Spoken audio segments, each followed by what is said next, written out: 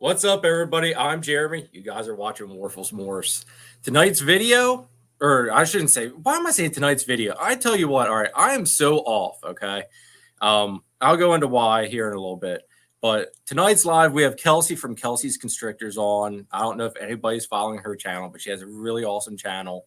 I really enjoy her content, and I wanted to get her on here because I don't think there's enough women in our hobby, and I think she's a perfect example of someone that is doing our hobby justice and really good. So I'll bring her in and everybody give her a welcome. What's up, Welcome, everybody? Kelsey. So everybody, this is Kelsey. Tell us a little bit about yourself, Kelsey. So I live in Florida. I have been into snakes and kept snakes for about 6 or 7 years, but I really ramped up my collection and my breeding plans last year. So this is going to be my first year breeding, but I'm super excited. I have a big, it has a lot of variety in my collection. So it's exciting. Cool. Got a lot of good stuff coming. Well, let's say hi to some of the people we got here in the chat. We've got John from Inquiline. Thank you for tuning in, brother. I saw that John's actually posted like 2 videos, I think, in one day today. He's like trying to beast mode it. Yeah, I know. He's awesome. Where do you see? Oh, here it is. Chats. Okay, cool. All right. Now, this is going to be my first time trying to say this correctly. I gave it a shot last live, and I completely butchered it, but he said I got it close enough. And this is Bosa Balls. But Kika, thank you for tuning in, brother. Hopefully I got it right because I think I copied how Mark said it on his live stream the other day, or his video, whichever it was. Anyway, I hope I got it right because I think I tried to copy how he said it. We got Jesse from Musical Pythons. Thank you for tuning in, dude. We got Mark from 403. Thank you for tuning in. I'll be darned. I gave her enough crap last time, and she actually tuned in. Thank you, Holly. Holly from Snakes for the Memories, and we've got Jeremy from Snakes for the Memories. Holly's actually out on business. So I gave her a little bit of dirt about not making my live last week, but I always make their live, or attempt to anyway. So thank you, Holly and Jeremy. Let's see who else we got here. I think that catches us up. Yeah, that puts us up to speed. We've got Creative Genetics. What's up? Thank you for tuning in. What's up, everybody? I'm new to this whole like live chat thing. I've done a few lives on Instagram, but this is different. So I'm like, that's cool. I like it. This is doing a whole live stream in general completely takes me out of my element. I don't want to say I do a lot of editing on my videos, but I'm not brave enough, and I have to give you credit, Kelsey, because you put bloopers in of your screw ups. And I always watch to the end because I get a kick out of the bloopers because it's like, I don't have the guts to do that because I literally like it would be probably about 10 minutes of me going WTF and just having a moment all in itself. Yeah, I didn't used to do that, but then I got to the point where I was like, I like when other people do this on their videos. So why don't I try? Because I mess up enough. I edit out so much stupid stuff that I say, words that I mix up, whatever. I'm like, why don't I make it funny at the end, Well, and I think it also shows that, to people coming into it or new to YouTube that no one's perfect. We don't do this all on the first try. Exactly. I mean, there were several times in my videos I'll end up going, it's just because I get so frustrated that I couldn't spit the word out. Yeah. And so I give you props on that because I thought about trying it. I just haven't done it yet. I think that's a very neat thing that I do like that you do with your channel there. Well, thank you. So if anybody isn't already subscribed to Kelsey, make sure you guys head over to her channel. All her info should be in the description, provided I did not screw that up. I've had a stomach bug like this is day number 4, and this is my first day of feeling at least 3/4 normal. Oh, no. So I apologize to anybody about not being on my normal social media stuff or doing my normal content drops and everything. I have been like down and out. Do you notice when you have like a little break in your social media, do you notice that it goes up or down at all, or does it kind of stay the same? My Instagram, like I try to post on that at least every 2 days. I do try to do it once a day, but sometimes I just feel like I don't really have anything to post. Yeah. Instagram is not as much, but I did notice here with YouTube, if I don't stick with, like, I have the lives on Sunday, and then Right. I normally do my normal content drop on Wednesday. And if I don't do my short film or my short drop somewhere in between those two, I do notice that there's like, it penalizes me for whatever. Like, it seems like my sub count just drops, it plummets for a little bit. Yeah. And I noticed that this week I hit a spike there like one day. It was right after I guess it would have been like on Thursday, I hit a sub spike.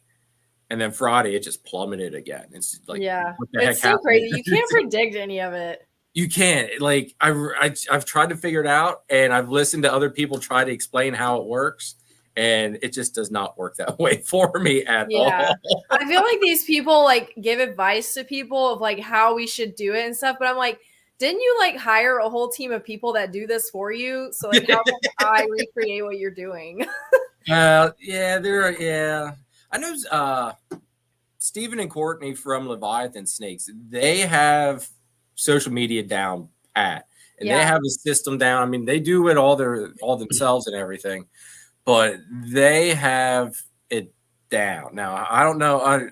I've tried to somewhat replicate how they suggest doing it, and I can't get it. So, but then they also have like great lighting, and maybe it's just how they do their lighting and everything that attracts people even more to it. I don't know, but there is a method to the madness. I'm just not quite there yet. I don't care enough to put that much time and effort into it, to be honest.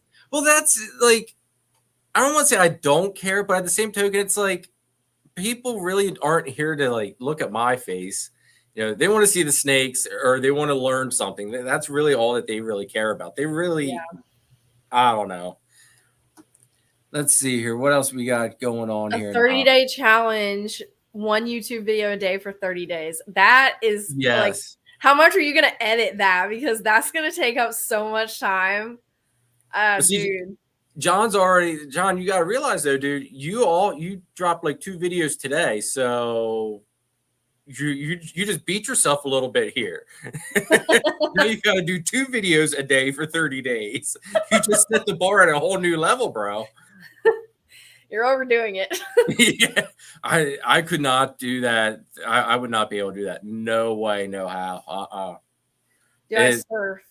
Because the other thing is to think about, John, and this is just my opinion. With doing that, you know, you're going to get YouTube into this thing of you uploading every day, and when you drop from doing that, you're going to get penalized. That's what I was thinking. You know, I says I dropped one yesterday and one today. Oh, all right. Well, I missed your one yesterday. And I guess it popped up on my feed for today. Oh well, sorry, bro. I'm really bad at YouTube. Like, I don't watch YouTube, which is so ironic to me because I'm a creator. But like, the only stuff that I watch on YouTube is like comedy skits. Oh, okay. I don't watch like any, and I feel bad because like people watch my videos and I just don't make time to like watch other people's videos. Mark wants to know, do you surf? So yes and no. I do surf, but I'm not any good at it. So that's why I have a giant board. It's like 8 feet. Oh, so that's actually like, is that like a ways behind you then? Yeah. Okay, see, I thought it was like a little thing like like a decoration. Okay, so no, there's like a huge space between the back of the couch and the wall. So okay. A little storage area. That's why it looks like crap over here. Don't worry about it. So, all right, before we get into everything here, just want to give everybody a little heads up. Our next show will not be next Sunday. It'll be Saturday, which on top of that, well, first of all, it'll be Sal from Gomez Python. So he'll be coming on. And we changed the time to 7 p.m. because he has to wake up really, really early on Sunday morning for work. So changed the time on that to work better for his schedule. So it'll be Saturday at 7. But to go along with Saturday, I don't know if Phil is in here from Finger Snakes yet, but the Battlefield Expo there up here in Pennsylvania is on Saturday as well. And I'm going to be actually helping Phil out at his stand, just kind of hanging out and hopefully catching up with some people and actually finally getting to meet Phil himself. And actually, I'm bringing one snake along to sell because that's all I have for sale yet. That sounds like fun. Oh, I'm looking forward. It'll be actually my first show of technically vending. If you consider one snake vending. I was hoping to vend my first show next month, but I still don't have eggs. I've been pairing since December. I don't know what's wrong with my snakes. Well, I've been pairing since I've started pairing in October. And the girl that's farthest along right now is about ping pong ball follicles. Okay. And I don't think that they came into the lobby yet. Forrest Python sent me a question on my channel on my last video asking when I was going to do the palpating video. I actually finished filming the palpating video about 30 minutes before we came live. So I would really like to watch that. Say I had my son help me. I rewatched what he filmed, and I think you can. To me, I can see what you're looking for by watching it. So hopefully it helps everybody out. Yeah. I mean, I'm by far by any means a pro at it, but on the girl that I used for this first one with the ping pong size follicles, you can definitely tell simple and easy where the follicles are on her. The other one I use, she's roughly, I'd say she's probably about marble size, and she's a little bit harder to feel depending on how she squirms on you. You kind of lose some of them. But we've got Stephen and Courtney in the chat. Thank you for tuning in, you two. We've got Chip from Regis Fierce Pythons. Thank you for tuning in, Chip. And we've got Rob. Thank you for tuning in, Rob. What's up, everybody? So let's get into these questions, Kelsey, and we'll we'll get people knowing you and letting them know what you're all about. Cool. Sounds like a plan. All right, let me see here because I have not used these little banner things here for a little while. All right, whenever you telling about yourself, here we go. What incomplete dom genes are you working with in your collection? Because I know you said you're kind of a little bit all over the place, but what are you working with? Define incomplete dominant, because I know some people call like things co-dominant and co-dom, incomplete dom. Okay. I think that's kind of one of those terms that's kind of been interchangeable. Wishy-washed. Yeah. Okay, so I have let me think. I have a Russo Het Clown. I had two of them, but one of them unfortunately passed away. I was going to pair them next year. So I got to find another Pearl Complex gene to pair with him because I want to make some Blue-Eyed Lucies. Let me think. What else? That's the main one that I'm focusing on. I'm trying to think. I feel like there's something that I'm forgetting, but yeah, everyone else is either recessive or dominant. Okay, what dominant genes are you working with? Dominant is actually Champagne is an incomplete dominant, so I have Champagne as well. Okay. Champagne's beautiful. That's one gene I want to start working with. Yeah. And I just haven't found the right one yet. Mm-hmm. It's one of those, like, I'm like on the fence about it just because it's one of those genes that's kind of lumped in with the spider and the spot nose and the problematic kind of, but I haven't really seen a problem with any that I've seen any Champagne, so I don't really think it's a big deal. But okay, so I have Pastel. I love Pastel. I have a lot of Pastel. I have either a Pastel or a Fire Pied, and then I think he's a Fire. I thought possibly Spot Nose, but everyone says Fire. And then I've got my Pastel Clown. Pastel GHI, Pastel Possible Super Pastel, which is one that I'm pairing this year. So yeah, I have a lot of pastel. There's nothing wrong with that. I know a lot of people, for whatever reason, I don't understand it. They're kind of like anti-pastel in a lot of combos. I like pastel in combos. I think it does an amazing job with a lot of other genes. I love pastel too. So I'm right there with you. All right, let's see here. Now, you did list through them, and you've got one of them in your hand. What recessive projects are you working with? So my main focus is TSK Xanthic. JD Constriction is my inspiration. And now I have a new friend that works with TSK. Yes. Yay. So that's my main one. I also work with Clown and Pied. That's my goal. So my dream goal snake is an Xanthic Clown Pied. So if I can get to that within 5 years, I'm going to be stoked. In all honesty, I'm just happy. One, someone else is working with TSK, and I would be happy alone just to hit the Xanthic clowns. Yeah. I have those double hats cooking over here in the grow up rack, and it's like just watch them grow and getting to peeking at them every day. It's just like, oh man, come on. It's like, and I kind of kicked myself in the butt because I sold all of the normal double hats out of the clutch. I sold them all. And now, like, looking back, it's like, you know what? That was an idiot move. And I should have at least kept one. And the one that was sticking around, I finally warmed up to it. It's like, okay, I'm going to keep it. That night, someone messaged me because it was still in my morph market. I didn't get a chance to take it down yet. And they're like, hey, is this still available? It's like, oh, man. But you could have said no. I could have, but see, here's my thing. It's like, all right, I'll be the nice salesman, and I'll be like, okay, yeah, it's still available. Because I get hit up a lot of times. People want pictures or they ask about something, and nothing becomes of it. Yeah. And I kind of thought that's how this was going to go. So I sent the individual pictures, and I think I might have sent them the clutch cutting video or something, and they sent back. Basically, right away, I'll take her. It's like, shit. It's like, darn, screwed that one up. My plans have been foiled. Yeah.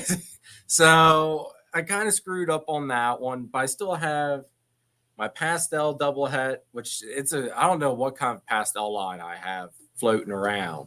But I mean, it's a pastel. I've never seen a pastel that bright. It almost looks pastel yellow belly. It's that bright. And I kept the spider double het. And I kept the bumblebee double het male out of it. So I just had to get something that's double het clown Xanthic to throw into the spider now. Yeah. But all in due time. I also have another plan cooking around with that one, so we'll see where that goes. Yeah, I have some things in my mind that I want to go with, but I haven't told anybody yet because I'm like, especially like with this Lacey-act stuff, I'm just like, I don't want to hype myself up too much because I have to get rid of everything. In all honesty, everybody in the chat there, you guys can put your 2 cents in what you guys think too. But I don't think even if it does pass, I don't think it's gonna, I hope it doesn't. I pray it doesn't, but I don't think we're going to see it on like ball pythons. I think ball pythons would be the I guess thrown onto the white list or however it's going to do it. Yeah. But I just hope I hope it doesn't get to that point. I hope that whole thing just gets stomped into the ground. And I've heard rumors that they've taken them out, but the bill isn't signed yet. So no one's saying anything because nobody wants to party prematurely. But from what I've heard, from credible sources, I know Garrett said it at Reach Out Reptiles. Somebody else, I can't remember now, but a couple of big name people have said they took it out. But I hope they did. Kind of in limbo. It would, if they did, it alleviates all issues and makes me happy. But it buys us some more time until they try to do it again in 5 years. I was gonna say they'll definitely try to sneak it in somewhere else because they don't have any. I just wonder, who comes up with this crap? Like, who writes this crap? someone that has nothing else better to do with their time, in my opinion. So, all right, what other genes do you want to work into your Xanthic stuff though? Because I mean, Xanthic is like there's so many different genes I think make Xanthic pop. It has so much potential, and like hardly anyone's really working with it. Yeah. I don't know. Like I have one in my head, but like I said, I haven't told anybody yet, so I'm gonna keep that one a secret. Just until I get farther along. Maybe I'll announce it later. But other than that, I mean, really just like pastel, fire, things that make it really bright, anything that'll make it hold color for like a long time. So right now I've been pairing up my DG to my Xanthic girl, and I think she'll go this year. I'm not entirely sure. Knowing my luck, she probably won't because she gave me such a big clutch last year for her first clutch. Oh, okay. But yeah, I'm hoping she goes because I want to get those raising up because I think DG, you throw that in with the Xanthic, I think that's just gonna be the ticket there for that one. Mm-hmm. I really like acid. I would like to see some kind of like acid puzzle confusion, something like that. Yeah, that'd be awesome. I think all right. Now you're getting me excited. If you ever get a chance, go on the Morph Market, look up the Acid Leopard Bumblebee. Okay. Ooh. And I mean, it looks like you're actually looking at a leopard, like the cat leopard. I mean, it is beautifully spotted and it just looked fantastic from the like 2 examples I saw. Dude, what if you put Orange Dream in with that too? I was gonna say my whole thought process when I saw it was Orange Dream, the Xanthic, and Desert Ghost, and that thing would just look like a freaking like a snow leopard. Yeah, or like you could do like Yellow Belly, try to do like a highway freeway type version of it. Oh, dude, that'd be crazy. The acid is that is one gene that's on my radar. I don't know if they'll get in the live tonight, but Angie and Jeff from Celtic Balls, they just got an acid male a couple months ago, maybe. Nice. Excuse me. And I kind of told them it's like the first acid male you guys produce out of that. I want it. Now that's dominant, right? Acid's dominant. Yeah, acid's dominant. Yeah. So I figured an acid male will serve me a lot better because I'll just plug him in exactly where he needs to. And from there, it's just upgrading from that. Yeah. Let's see, what do we got going on here in the chat? Keys, racks, and tubs. Do I get any flack over using racks versus tubs? I personally have not. I've heard a lot of people say that they have, though. Me personally, like I've had a couple of people try to tell me stuff I'm doing wrong or give me suggestions when I didn't ask for it, and I'm just like, okay, like I appreciate your opinion, but I didn't ask for it, so like move along. I don't give people the time of day if they do say something to me. So if they have, I've kind of forgotten about it anyways. It's my life that I'm living, you know, like I'm not gonna let somebody else take away my pride and joy. What point is that? So I've never met on the internet. Yeah. The only time I've ever had anybody say anything to me remotely about the racks was I put I think it was one of my first reels up on Instagram. And some woman commented about, the poor snake in the tub. You shouldn't keep it in a drawer, is how she put it. You shouldn't keep that cute little snake in a drawer and this and that. I'm like, that cute little snake probably is loving it in there. Exactly. Compared to some of the other stuff that they get thrown into.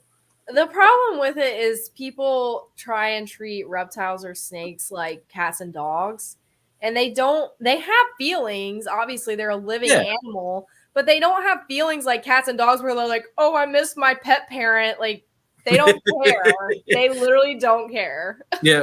Their brain isn't wired like that. Yeah. What's up, Phil? Thanks for tuning in, brother. You just missed the shout out, Phil. I've told everybody about us teaming up a little bit there. Me going to be joining you out at Battlefield. I'm super anxious to see what you're going to have there at Battlefield as well, Phil. Something tells me I need to be prepared to bring money or something. Hopefully you take PayPal. Or I'll just trade you a snake for a snake. What's All dot right. or circle? I don't know what dot or circle means. Yeah, I've never heard dot or circle. Rack bashing. Ben Renick. Who's Ben Renick? I don't think I've heard of that. Case half the comments were just rack. Ben Renick. That sounds familiar. I haven't heard of that. What is that? Well, I mean, it sounds familiar. I don't know what it is though. I was watching a special on the Ben Renick. I don't know. I think my biggest thing with it is, like I said in my video about it, like you can do it. Oh yeah, I remember that. Yeah, thank you, Phil. I was gonna say the name's ringing a bell, but I don't know what bell it's ringing. You can do it right or wrong both ways. You know, you can Yeah. have a really shitty rack system that the humidity's not right in it and the temperature's not right. You don't have it hooked up to a thermostat. Or you can have a wonderful glass enclosure that has lots of hiding spaces and you maintain it every single day. I just don't understand why people make it such a big deal. Yeah, you actually did a video recently on it. Yeah, that was I did one. Yeah. I did one a week or two ago, maybe 3 weeks ago on it. And I mean, it's whatever works best, I think. I mean, if you're going to be breeding, you need a rack system. You're not going to be able to keep everything in glass enclosures. It just takes up too much space after a while. And time to clean. Those things are so hard to clean. These girls here agitate me with their glass enclosures because I hate water spots. Mm-hmm. So I always make sure the water spots are at least on like the back side. I visually, at least when I'm looking in at them, don't like see it. Zena's like hunting me at the moment. And what do you have in there? Yeah, that's my jungle carpet, Xena, up top. Okay. And my other jungle carpet's down on the level below her yet. Now, why do you have them in glass? Just out of curiosity. Just because they like to climb. So right now it gives them the height that they need and they can climb around and everything. Eventually they're going to be in PVC enclosures. I found one PVC enclosure I really like, but they're not shipping yet. Wow. They're not at the point where they're shipping them. So I'm kind of waiting to drop the hammer on that and hoping that they, start shipping soon. But the way that this enclosure was designed, it's like, you know what? There was some thought. It's sturdy. I wouldn't fear of stacking enclosures on top of one another with it. And that's basically what I'm making on. Until then, though, I mean, this is a 40-gallon enclosure, and she does good in it now. It looks bigger than that. No, it's just a 40-gallon, yeah. Yep. Okay. Right, what kind of rack did you order, John? Or what brand, I guess?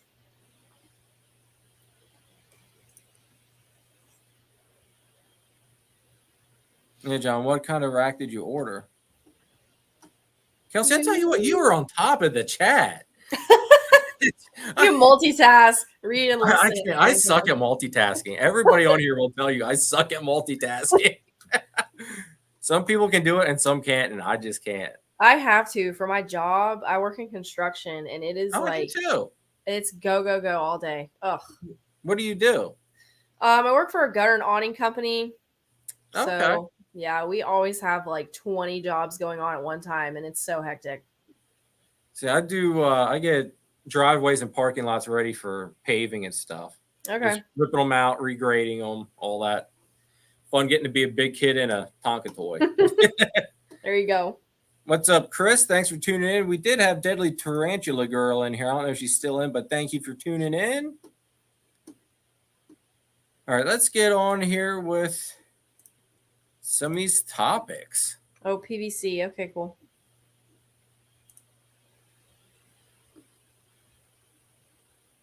Oh, okay, you got PVC. Does it say somewhere like how many people are in here at a time? I don't see that anywhere. It does on my screen. We've got 16 at the moment. Oh, okay, cool. Now it dropped to 14. It kind of fluctuates off and on. Yeah, I think you have a lot more people following you than me, though, too. I think I'm at 5. I'm almost at 530, I think. Okay. I'm I just right hit around. 200 yesterday, so woo. That's awesome. I Tell you know. what, it's a grind. Yeah. It really is. I mean, you hit that point where you're grinding, and it's like you hit a peak, and it like YouTube's like, all right, awesome, we're gonna give this person a bone, and you rock it off for a little bit, and then for me, I hit a certain point and it plummeted again. Yeah. And I was sitting there, it's like, what the heck? So hopefully that does not happen for you. Yeah, But I don't really it know what to happened for me. expect. I told myself when I started, I was like, you know what? If I help one person doing this, it's worth it to me. And I Exactly. really didn't anticipate how much work it was really going to be. So I'm glad it's more than one person. But I would like my goal by the end of the year is to be monetized. So See that's my goal. I've got a little ways to go, obviously, but I mean the lives help. Getting on certain guests help, and just putting the content out there. I mean, I can't.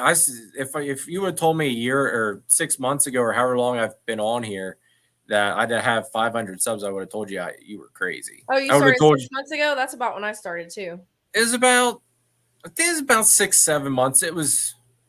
No, it's been longer than that. It was. When did I get my first clutch? May. Yeah, it was like May, like end of May. Okay. Is when I started because my first video was my first clutch pulling. Okay.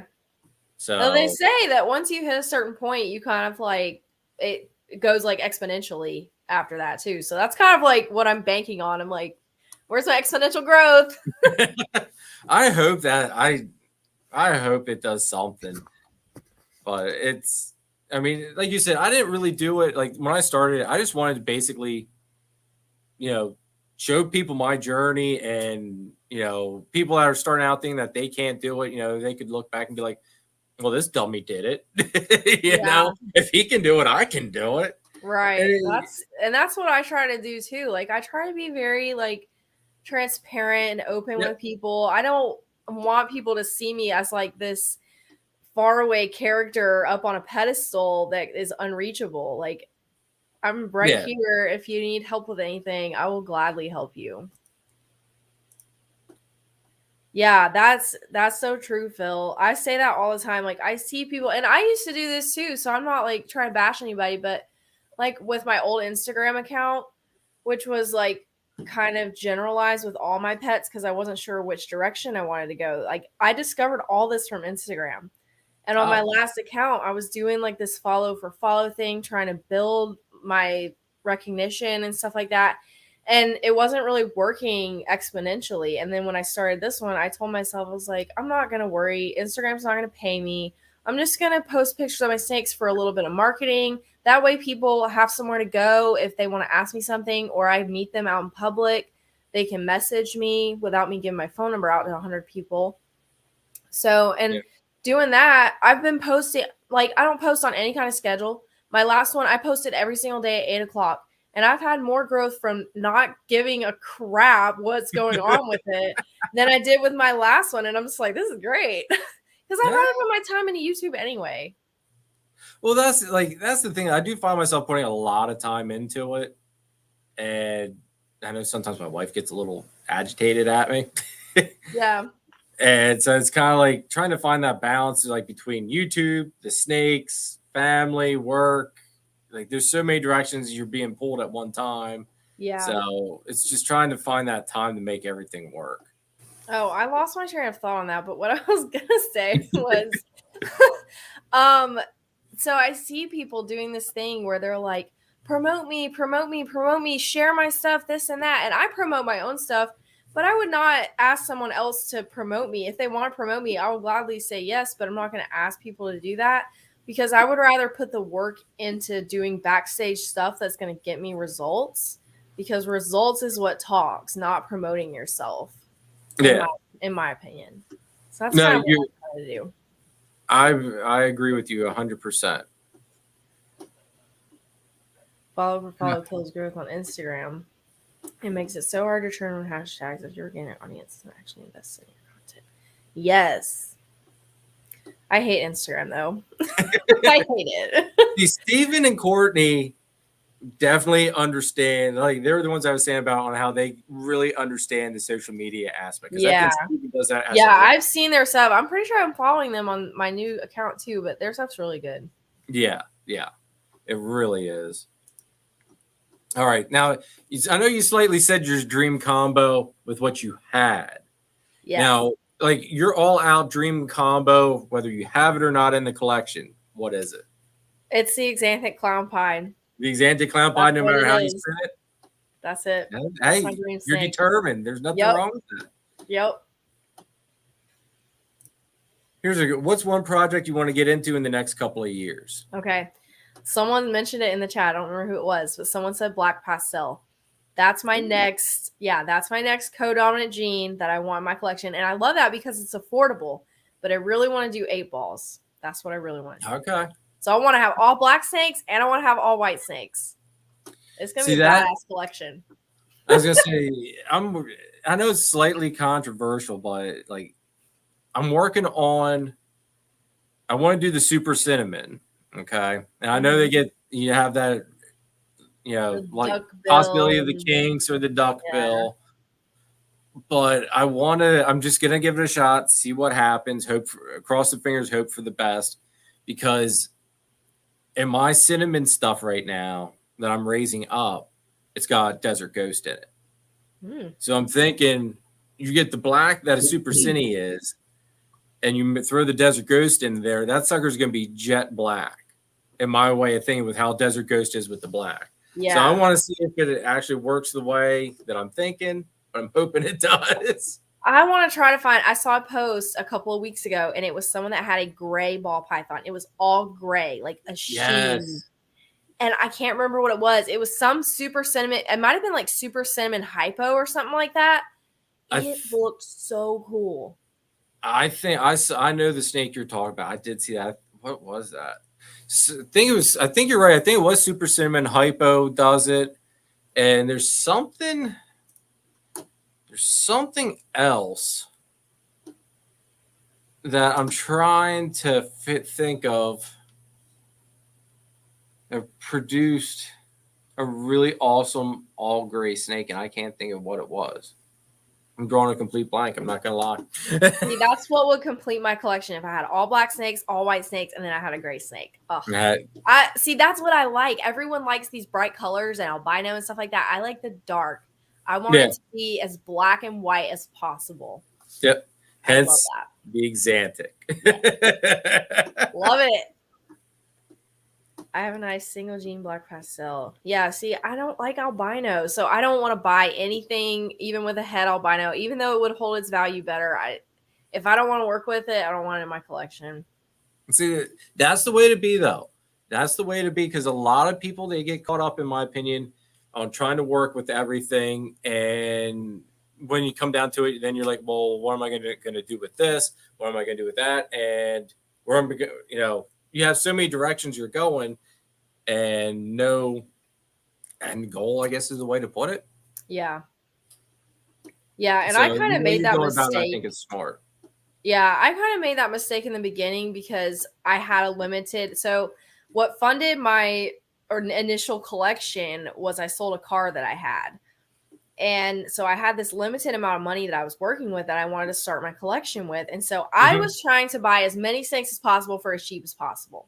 So I ended up with a lot. That's why I have so much variety in my collection. I ended up with a lot of stuff that I'm just like, now I'm like, I wish I had saved that money and instead of 2 snakes, bought 1 snake that was really dialed in with what I knew I wanted. But I had no vision at that time. So now I have a bunch of stuff. It's cool stuff. I mean, it'll sell. I have a 4 gene stacked snake that would, and she's a girl and she eats great. Like she would sell really, really good if I ever wanted to sell her. But I kind of like having a little variety too, even though I have a main project. I like having other stuff too, because other people like other stuff. Well, exactly. Like you have to work with what you enjoy and what you like. Exactly. But you've got to also have a little bit of variety in with that, because like how can I put it without sounding like you said, not everybody's going to be into exactly what you like. So having that variety helps you kind of meet more demands, I guess is the way Right. to put it. Yeah. You have to like what you work with, but you have to have stuff for everybody too. Exactly. Until you get to be like John Dog, is that how you say his name? Yeah, Until you John. get to be a big name breeder, and then you can have this one focus that you're known for. Yep. Which Like, I don't think anybody's going to beat John Dog out of what he's known for. no. There's no Never. one's going to touch him on the Xanthic end. No. Don't see how. Steven says they jumped into the Nala project today. What's a Nyala project? See, that Billy was just talking about that on one of our Patreon things he sent out on. I think it was the Nyala. Oh, do I get the Patreon scoop? You might have. I'm trying to think it was on the somewhere Billy was talking about the Nyala gene, on how it's one of those genes to watch out for or something. And is it a pattern or a color? I have no idea. I've never even seen it. Huh. I've been trying to figure out what it. Let me see. Be really Okay, unprofessional. you get special here. privileges. They're gonna send you pictures. All right, there we go. Something happened and screen went black for a second. Let me see here. I'm gonna be unprofessional. You're getting special privileges. They said they're gonna send you pictures. Oh, okay, all right. Send me pictures, Stephen, and I'll hold them up. This is exciting. Get the scoop. Where are you going? Okay. See, I still have last picture Stephen and Courtney sent me were their banana sunset that they got that is just absolutely out of this world. Now, is that Spot Nose Nyala Sugar Clown? Let me. I can't even hardly see that. Oh, there, that's better. Yeah. Better? Oh, cool. It kind of looks like those red striped spot nose clowns, kind of. Yeah, it's a pretty snake. It's got a really interesting head on it, like a very clean head, but Yeah, it's kind of plain looking. That's unusual. That's a clown? yeah. Hmm. That last one was a Nyla Clown Possible Fire. I'd be interested in seeing that whole project turns into. Huh. Thanks, Yeah. Steven. Appreciate the Yeah, pictures there to show everybody. John says Steven really helped him refocus his goals.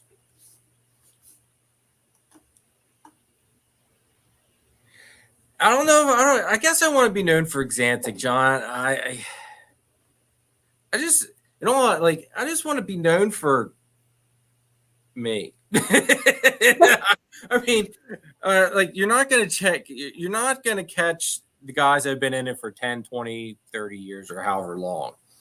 But I just want to be known for producing some really awesome, like Xanthic stuff, some really nice clown stuff. DG, like those are the three that I want to stay focused on. I may dabble into something else in the future, but I want to just hone in those three recessives really hard and get a good strong foundation with those three before I start adding in a whole bunch of stuff. Like Steven and Courtney got me liking Sunset here with their leopard sunset that they got and that banana sunset, and it got me wanting Sunset now. And so I've got all these other ideas in the back of my head. I'm just kind of waiting to execute them. That's kind of how I am too. I have those three main ones that I want to work with and then add stuff in down the line. If I want to be known for something, I probably want to be known for recessives. Yeah. Well, truth be told, I mean, recessives are where the market is basically all focused around the recessive game. Yeah. I mean, it's just a matter of what co-doms and dominants are you going to throw into those recessives. And that's why I love Xanthic, because not a lot of people are doing it. So there's so much potential there. Yeah, there's really, I mean, you look on Morph Market. I can pull up Morph Market right now. Yeah, you look up Xanthic And Clown, there's like maybe 4 on there and they're like $7,000. It's like, oh yeah, they're the demand is there, like it's untapped potential in my opinion. yeah, of course, since I turned off my Wi-Fi on my phone, it's not. Yeah. That's All so right, so I cool, can't. John. But yeah, Every gene is amazing. oh, it really is. It really is. PJ, thanks for tuning in, brother. All right, Have let's. y'all seen that the cow retic version of a ball python? I saw that recently. It's called like Dalmatian or something like that. I forget what it I don't was. think I did see that. Those are pretty cool looking. Is it actually like a genetic thing, or was it just? No, it was. They said that it was not reproducible, Okay. So but it's it looked one of really those. cool.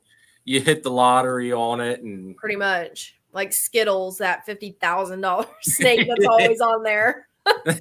that thing is so cool looking. But yeah, I couldn't justify that one. No, All right, I think we already answered it. But what's your favorite recessive?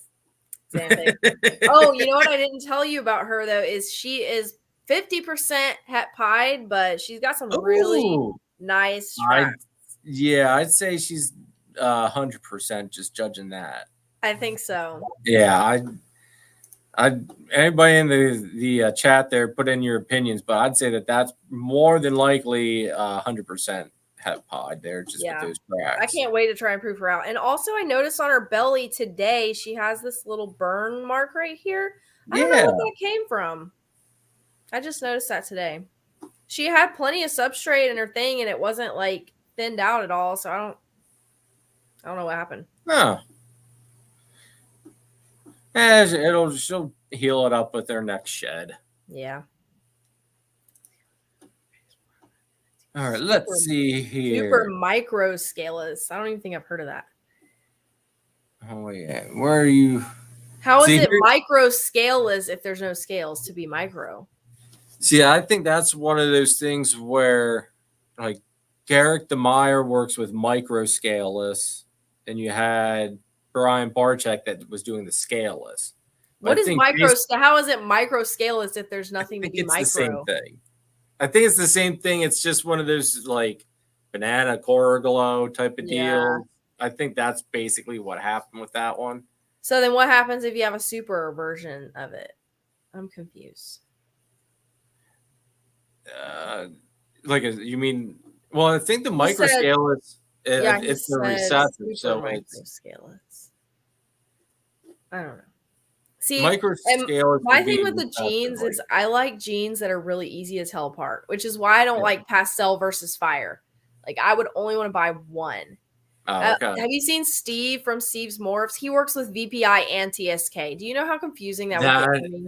That would drive me nuts. I would get it mixed up at some point and be like, all right, I'm done. I don't know what I'm selling. And then you'd end up with a bunch of snakes that are 100% het for both, and then everyone's confused. Yep. Well, when I first got my Xanthic girl, I had that crazy idea. It's like, if I got a TSK girl and bought a VPI male, no matter what you pair to it, you'll be golden.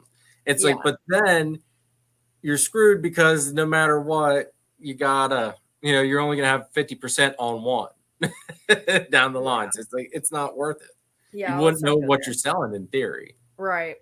But then here's play devil's advocate. If you hit a double visual VPI and TSK, would it be really awesome and like look fantastic, or would it just look like a normal Xanthic?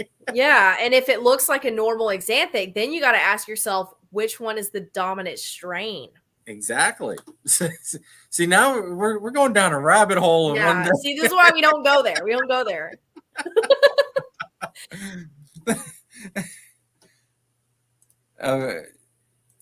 PJ says Microscalus was produced by Nerd. Okay. Big surprise. I want Kevin's book so bad. Oh, is Kevin putting out a book, or does he have? No. It's been out for like ever. It's like the ultimate ball python Bible. Oh, okay, like that one. It's like a $250 book. But I want it.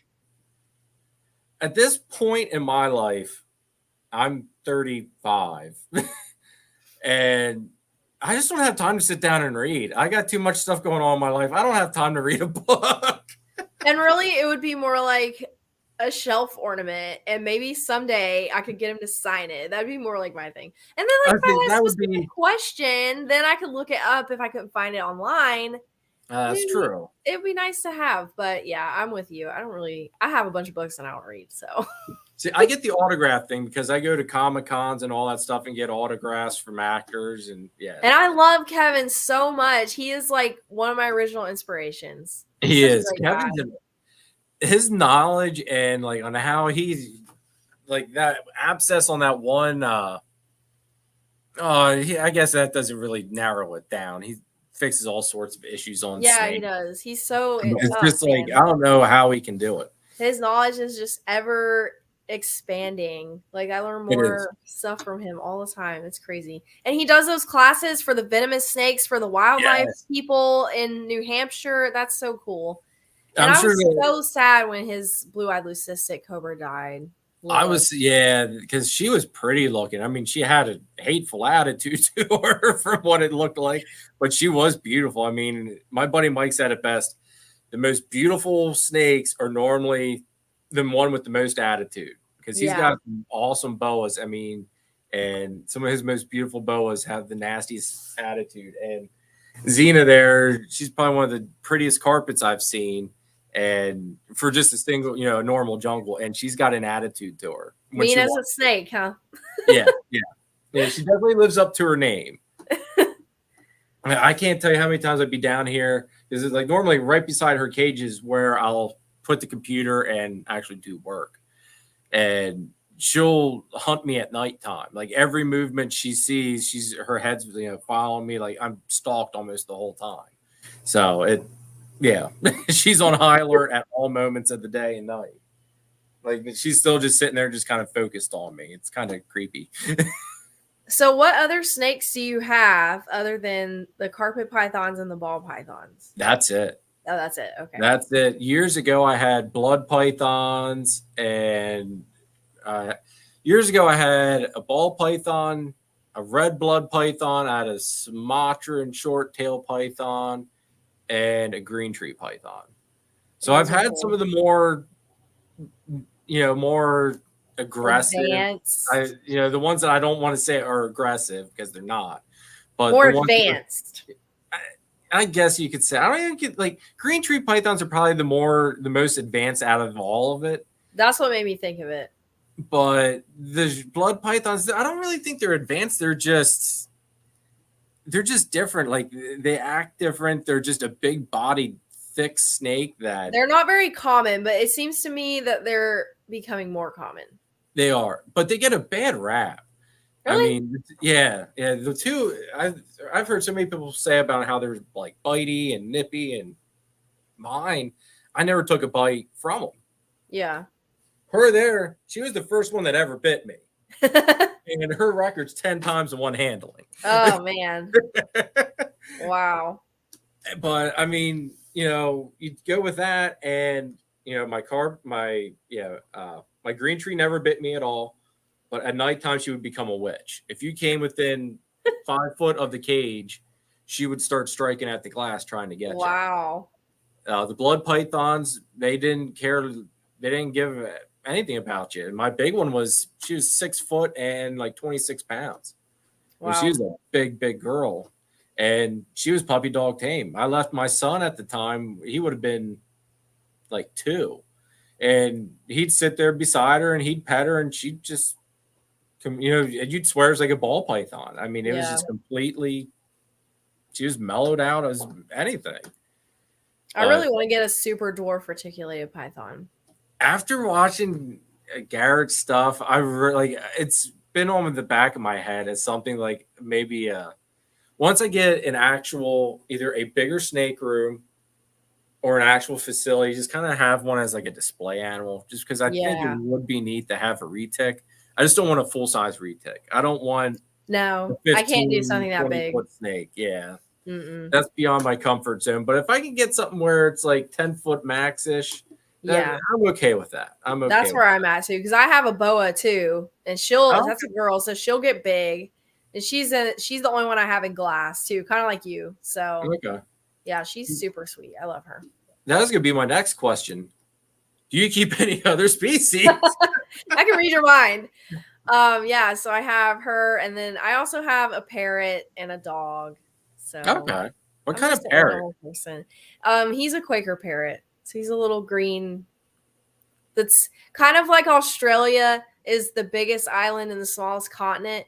The Quaker parrot is the smallest species of parrot and also the largest species of parakeet. I see. Huh. He's a little asshole. He hates everybody. He does.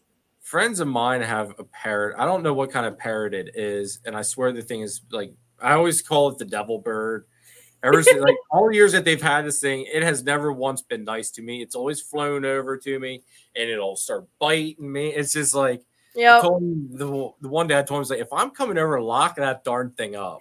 It's like one of these days I'm just gonna grab it, I'm gonna take it home and give it to the snake. Yeah, it's so funny because people are scared to death of my snakes, and I'm like, no, really, trust me, it's fine. And they're Yep. like, oh my god, you have a bird, and I'm like, my The bird bird will pluck flirt. your eyeballs out. Like, no. I have like so many people are afraid of snakes, and even people at work, they're freaked out that I have so many snakes and breed them and stuff. It's like I would much rather get bit by a snake than anything else. Yeah, I mean, dude, it's not that bad. Yeah. I mean, my daughters too, and every once in a while she gets mad, she'll come up and she'll give you a nip just because she's at that age, I guess, and that hurts more than these guys. Yeah. She just doesn't draw blood. Quakers God are love all her. over I'm South surprised. Florida. I'm Yes, surprised they that they are. didn't actually get home yet. Quakers are all over South Florida. That's true. And they're also in Texas. I used to live in Dallas. They're all over Texas. And they are illegal in a few states because they breed like rabbits and people were Oh. letting them go, and they are not native and they're invasive and crazy birds. So Colorado is one of the places that they're illegal. Interesting. See, I guess you always hear about all these other like the reptiles that are evasive and illegal, and you don't think about there's other things that are in that category. Mm-hmm. And it's funny because I actually took him on a road trip with me to Colorado one time, and I was like, I hope I don't get pulled over and the cop knows about that law. Yeah. John says he lives in Colorado. Yeah, I know. I love it out there. It's so nice. I can't wait to go back. I was thinking about planning a trip to Denver this year, but I don't know if I'm going to go or not. That's a long way from here. That's a long drive. It was 12 hours from Dallas, and Dallas is 17 hours from here. Oh, jeez. That's a 3-day drive, and I've done it before. I could do it, but man, I hate driving. And it depends on gas because gas is gonna be $10 a gallon by the time I'm able to get out there. I went It'd be $1,000 trip, and I wouldn't even have a hotel yet. I went and filled my truck up 2 weeks ago. No, I guess it was 2 weeks ago, and it was $70 for 3/4 of a tank, and that's just regular, like nothing fancy, just 87 octane gas, and it was like $4.20, I think, a gallon. I like hopped in my truck and just put my head down. It's like, why? Why? Yeah, I used to fill up my tank for $25, and it was $65 the other day. I'm like, yeah, it's definitely hurting at the moment. I'll say that. All right, let's see here. Brandon, yes. Wait, I did. All right, I did ask that one. All right, you said acid, I think. Yeah. Okay. Black pastel and Black pastel, yeah. Black pastel, yeah. See, I got slightly off. Went on a rabbit hole, and I completely got lost. See, that's how everybody knows this is alive. Yes. All right, how do you feed your collection? Because maybe if everybody's not subbed to you, you guys definitely should sub. All of Kelsey's info is in the description, but let us know how you feed your snakes. So I raise and breed my own rats. I started doing that because I was tired of paying $250 a month feeding my snakes. So it's a long story, but I started breeding my own rats. I picked up my first professional rat breeding rack in mid-January.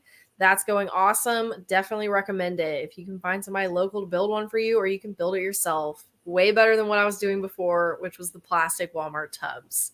Don't do that. They like to chew that stuff. And I don't know what it is about the wood, but they just don't They care. don't want to chew it. Yeah. Yeah. And the way it's set up too with their food, because they're so intelligent, their food, they have to get it through the grate. So it's just, I think that they're more entertained in there. And I give them snacks and stuff too, but I'm a good reptile mom. I mean, rat mom. Reptile mom, rat mom. I say from your videos, I've picked up that your rats are near and dear to your heart as well. They are. I keep my favorite ones as future breeders, and I do try to narrow down their temperament in my collection and their coloration and their fur, because I want to be able to sell them as pets too, Yeah. So I handle them and stuff. What rack did I get? So there's a guy, I don't know where you live, but I'm in Florida. There's a local, well, he's kind of local. He's in Tampa. So it's like 2.5 hours from me. But I drove down there to go pick it up. His name's Rick. He's on Facebook. I can give you his information if you live here. And I drove all the way there, and it didn't fit in the back of my car like I thought it would. It was such a great adventure. I was like, okay, how are we going to solve this problem now? Because I'm not going home, renting a truck, and coming back. So he had ratchet straps, and we ratchet strapped it on top of my car, and I drove 3 hours back with it on top of my car. That's a true story. With everybody looking at you going, what in the world? Yeah, what is wrong with this person? I don't even care. I'm at the point where I don't care anymore.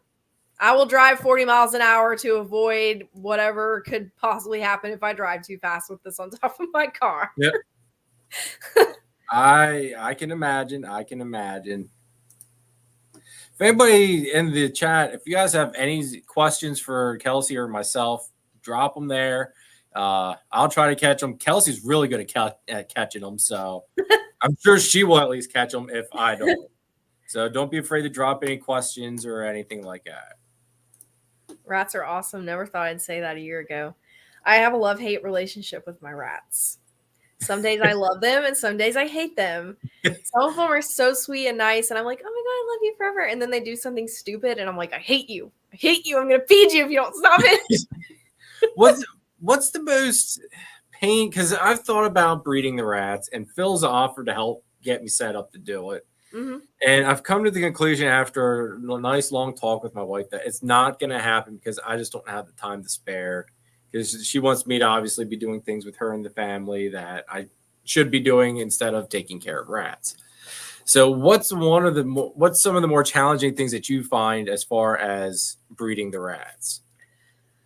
Probably for me personally, because I'm trying to do breeding for food and breeding for pets, is keeping my rats straight. So remembering which ones I'm trying to breed with which ones. If you're just doing them for food, there's really not any downside or hard thing to it. It's really, really easy. I mean, they take care of themselves. So I try and be extra nice to them, and I give them treats like apples and carrots and enrichment stuff inside there so that they don't get bored and try to eat each other, because that's the thing that rats do. But I think they're happy for the most part. It's really not that difficult. See, John's question actually ties into my next topic, so we'll catch that as well. What is your goal as a breeder? Be reputable, have healthy animals, and help people.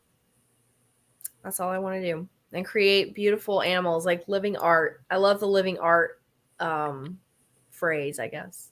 Yeah, that's the way I look at it as well.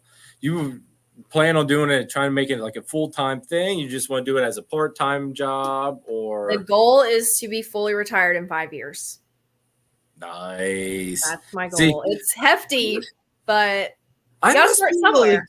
I must be so I told my boss, I guess it was last year, I told him, I was because I told him everything that's going on here. I was like, you got me for at least maximum 8 years, maybe 10 tops if something goes wrong.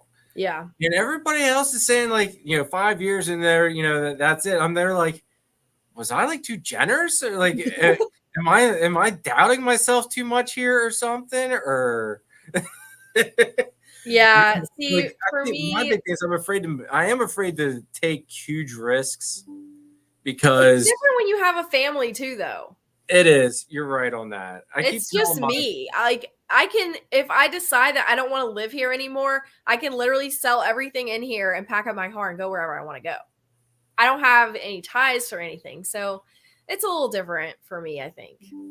Oh, that is true. That is true. Um, it's just like eventually this is what I want to be doing.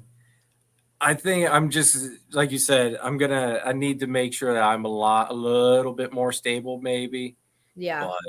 But I mean, That's I kind of just where I'm at. I'm trying to like pay down some debt and get my life like financially set where I'm not like worrying every single month, which sometimes I do, but I'm getting there. Like things are getting better for me, so that's good. But yeah, I just before I do anything drastic, like I want to be like settled and like have yeah, you money want to in be the set. bank and yeah. Yeah. So, but I Because I know definitely I see this being my full-time thing. 100%. because your one video, I think it was 2 videos ago, I think, and when you posted it, it like hit home like totally with me. It was the everything going you were saying about things going wrong and stuff, Yeah. and like that hit so close to home with me. You have no idea. I mean, within the past year, we've had our AC unit went. We had to get our whole septic system redone, so there Oh, was like a $30,000 expense there. Um, I've been laid off here in the winter, which that normally happens, but I couldn't get unemployment because of Pennsylvania redid their unemployment thing. oh I went no. like a month of no pay, actually a little over a month of no pay. Ugh. So like when you put that video out, it was like I was literally at the point of feeling like life had just beaten me down, and the second I got my feet under me, it just knocked me for another loop. And when you Yep. put the video out there, it's like, okay, I'm not the only one that's life's like really kicking here in the groin or anything like that. It just, Right. I mean, it. I always play that. Like, have you ever watched Rocky? It's been a long time. Okay, did you ever? I think it'd be 1, 2, 3, 4. I think it'd be Rocky 5. I think when he gives his son like this pep talk about life and nothing hits harder than life. It's been on a whole bunch of memes. I always Yeah. try to play that in the back of my head, and sometimes like you forget about it, and then when other people, like you had with your video and stuff, it reminds you that other people are going through it. You just gotta get back up on your feet and keep Yep. moving forward. Yep. And that video just really hit close to home, and I really appreciated that video, Kelsey. Yeah, I'm glad that you enjoyed it because that's what I want to do. Like, I want people to know that, like, my life's not perfect. I'm not this, like I said earlier, I'm not this far away person that's just living this dream life. Like, everybody's got their problems, and I have to Yeah. do that for myself too because I get caught up in comparing myself to other people. Like, Yep. man, look at all these snakes that they're buying. Like, okay, how long have they been doing it? 5 Yep. years? I'm just getting started. I haven't even had any clutches yet. Like, I have to put myself back in my own place and be Yeah. like, just give yourself a break. You're just getting started. Like, it's fine, No, that's another thing too. Like coming into the hobby as beginning breeders, like you can't be comparing yourself to other people, Exactly. and because everybody's going to start at their own different level. Everybody's going to be able to throw in X amount, at their level to put into this hobby. Like I started mine like really, really slow, and I wasn't going to spend a whole bunch of money. I was trying to get stuff at decent prices. I knew what I wanted to work with, Yeah. but I wasn't going to be dropping, I think $500. I think at the time, like $500 was like the highest dollar snake that I bought. Actually, I think Yeah, no, 500 at that time was the highest dollar I bought. But it's like I refuse to, spend much more than that. And I kind of spread that out through essentially like 2 years, 3 years. Yeah. And it's like I wanted to get that base built, produce some clutches with it, make sure I could even do this. Because it's, there again with me being scared, wanting to make sure that before I go all in that I can do it. Right. I was playing it safe, and truth, lo and behold, I can do it. So here I am. And that's so crazy because I was kind of the opposite. Like when I saw what people were doing with this, I immediately was like, this is what I'm doing. I'm doing this and I'm doing it right now. And I did not hesitate. And that's not really like me. I'm very particular about my decision making and I like to think about pros and cons and stuff. I jumped right in. I was like, no, this is it. This is where the money is at. Well, see, now that I've gotten my feet wet, I think the highest dollar snake I've bought so far was 800. And that was, I don't know. Let me see if she's shed yet. She wasn't shed. She's still in shed, but that was my TSK Orange Dream Girl. Okay. And she was like $800. So that to this day is still the most expensive snake that I've bought in my collection. Now, some of the other stuff I'm looking at is going to definitely dwarf that, but I'm waiting to see how I make out this year on clutches because I'm trying to limit how much I'm actually pulling out of my personal money now, and I want all of this to pay for itself now. Exactly. Do you have your LLC? I don't know what the laws are like there, but no, I see Pennsylvania's like Phil can probably elaborate, and I'm actually going to talk to Phil more about this on Saturday at the show, because he's got his crap together. Yeah. I don't have an LLC yet. Technically, I don't think I have to have an LLC unless I'm going to start writing stuff off as for taxes and everything. So you don't have to have an LLC. You don't have to have a permit to sell snakes there. There's where the fuzzy part comes in. There's language about if you're doing it as a hobbyist, then you don't need. It's the way it's worded. It sounds like you kind of go underneath the radar. Yeah. But if you're doing it as feasible income or as what I want to say as like a living, then there's permits you have to file for. Right. Phil's gonna fill us in here. No, we do. It can be a hobby up to a certain threshold. Phil, do you know what that threshold is, though? Yeah, that's kind of arbitrary. So I see that's the thing. Like up here, like things are so screwy in Pennsylvania as far as how laws are. It is. It's really screwy, and because if you would read this whole, I forget how many pages it is. It makes you think one thing, and then you get to one section and say, well, hold on, wait. So everything I just read doesn't apply to this at all. And then you read a little bit more and say, okay, well, wait, maybe it does apply to this. Yeah, he says he thinks it's 20K. See, then I'm good for a while. I'll just lie about that 20K. They started tracking Venmo and Cash App now, so. And PayPal. PayPal's I think PayPal's doing like something. PayPal, or wait, no, maybe PayPal. Wait, how? Yeah. Maybe it is Venmo and Cash App. That's the new ones. PayPal maybe might. I think PayPal's been on there. Okay. But yeah, I mean, I quit using them anyway, especially when they Venmo started doing that credit card thing. PJ says you're going to start paying taxes after 600 anyway. You're supposed to, yeah. Yeah. What's wrong? It's because down there in Florida, you guys are really strict, if I'm not mistaken. Yeah, that's what I was going to say. So I have to have an LLC and then, well, I guess I don't have to have an LLC, but like, why would I not? Yeah. just for legal reasons. And then you have to have a permit to sell anything. I mean, you can rehome on Craigslist kind of thing, but if you're selling at a show, you have to have a permit. It's $50 a year, so it's not very expensive. I haven't spent the money on either thing yet. It's coming up very soon. It'll come this year, but there's no point in me spending the money on it right now. I don't even have anything to sell. So, no, that's kind of where I like before I was going to go and do the LLC and all that stuff. I wanted to make sure that I was going to be producing enough to even justify doing it. Because I think even, and so I'm going to talk to Phil more about this at the show, but the stuff to be legit anyway, I think the permit, it's like $150. I think I was told, but I think it's for like 5 years or something like that. I think it's good for a while, if I'm not mistaken. Wait, here we go.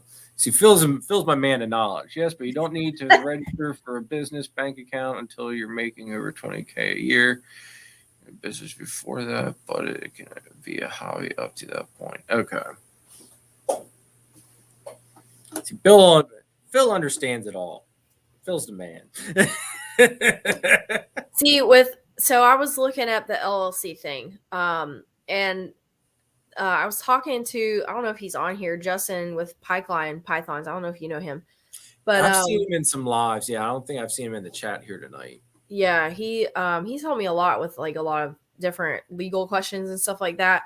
So Okay. he was like, yeah, you can just like get your LLC is like $300 or something like that. So I call a lawyer, and the lawyer, first of all, he's like, well, what species are you keeping? I told him ball pythons, and he's like, well, let me look that up and make sure it's not on the restricted list. And I'm like, okay, you have no clue what you're talking about. I'm definitely not going with you.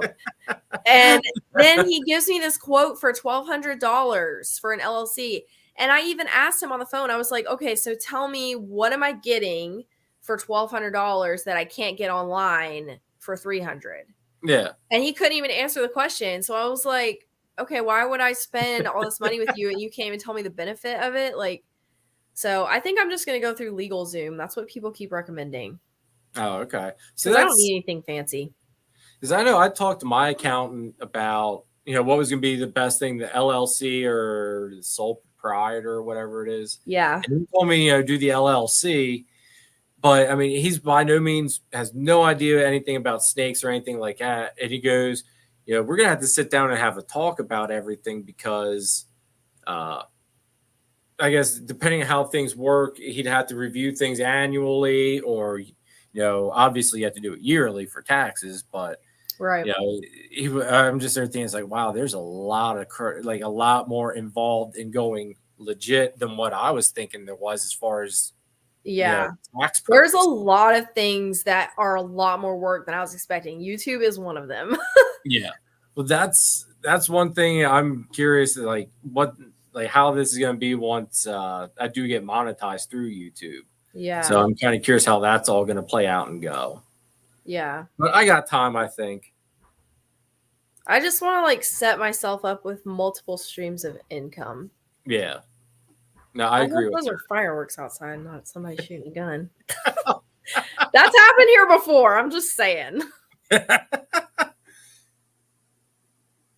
Oh, wait. John says you have to keep up with regulations and pay for other things, though. 40 minutes. Yeah. Yeah, and I will say, I think a lot about the fact that I see all these couples doing the snakes together, and I'm like, damn, that'd be so nice if I had somebody to help me clean all this stuff. I do everything myself. It's a lot. Oh, it is. And the thing is, as the collection grows, it gets more and more just piles on. Yep. It's funny. Originally, not only did I start this whole thing for me, but I wanted to be something where I can pass down to my kids. And my son Dominic, he'll be 15 here in another couple months. And actually, wait, this is March. He'll be 15. God, next month he'll be 15. Oh, I'm getting old. Anyway, I want to get him more involved in this because one of the females that I'm breeding is his lesser girl. Okay. And he's there. He goes, Dad, like he asked me the other day, he goes, did macchiato ever lay eggs? I'm like, wait, it's like, Dom, why, how do you not know who laid eggs and who didn't? You know, it's like, and it's like, he's so out of the loop on it. It's just like, I'm hoping that he like clicks back into it. And because I want him to take this over, you know, and help out, because at some point, you know, I wanted this to go down to him and my daughter. At the moment, my daughter, whoa. Gotta love party foul. Yeah, computer chairs, my foot hit it. My daughter, she's almost 2, and like she'll wake up from her nap right away in the morning, or from her waking up like right away in the morning, and first thing she wants to do is come down here to the snakes. Aww. And if she doesn't get to do it, she throws a fit. That's so cute. We were in the hospital with her, it was a couple months ago, and we were in there for like, I guess it was only one night. It seemed like forever, but it was one night with her in there, and they finally let us go home like towards the end of the day, the next day, and like we walked in the door, and she starts throwing a fit, and we couldn't understand what she was saying. So we finally got her to calm down a little bit and say, okay, Hadley, what do you want? What are you trying to say? And she says, snakes. And we had food we grabbed from McDonald's. And I was like, sweet, it's like, you know, we're all hungry. We haven't eaten. Like, you're the only one that's eaten this whole time. It's like mommy and daddy haven't eaten yet for like over like all but a day now. It's like, we're starving, sweetie. Can we see snakes later? She goes, snakes. And starts just having this meltdown. It's like, okay, fine.